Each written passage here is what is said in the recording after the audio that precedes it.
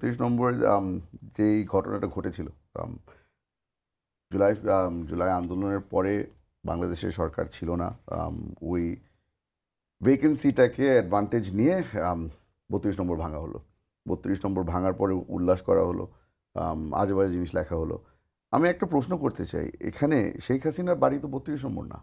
শেখ হাসিনা তো থাকতেন ওই যেই বাড়িটা, অন্য বাড়ি যেটা বিশাল কয় একর জমির উপরে বানানো, সেই বাড়িটার মধ্যে উনি থাকতেন। ওটাকে ভাঙো আমার কোনো আপত্তি নেই, কিন্তু একটা হিস্টোরিক্যালি সিগনিফিকেন্ট বিল্ডিং যেখানে, যেটার সাথে জাহেদ ভাই খুব সঠিকভাবে বললো যে 71-এর লড়াই জড়িত আছে, অনেক গুরুত্বপূর্ণ ডিসিশন নেওয়া হয়েছিল ওই বাড়িতেই।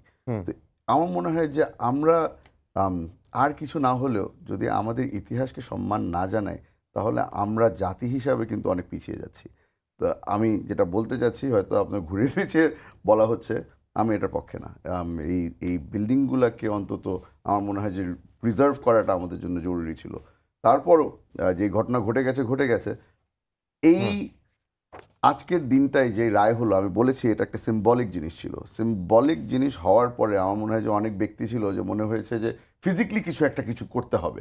তো ফিজিক্যাল কিছু করার জন্য ওই যে বাইরের থেকে উস্কানি, যে ভাঙা বিল্ডিংকে আবারও গিয়ে ভাঙি, এটা খেলার মাঠ বানাবো। হ্যাঁ, এই ধরনের আমার মনে হয় যে এইসব ফালতু জিনিসের থেকে আমাদের দূরে সরে গেলেই ভালো হয়। এই নাটকবাজি থেকে আমাদের দূরে সরে আসতে হবে, আমাদের প্র্যাকটিক্যাল হওয়া দরকার আছে।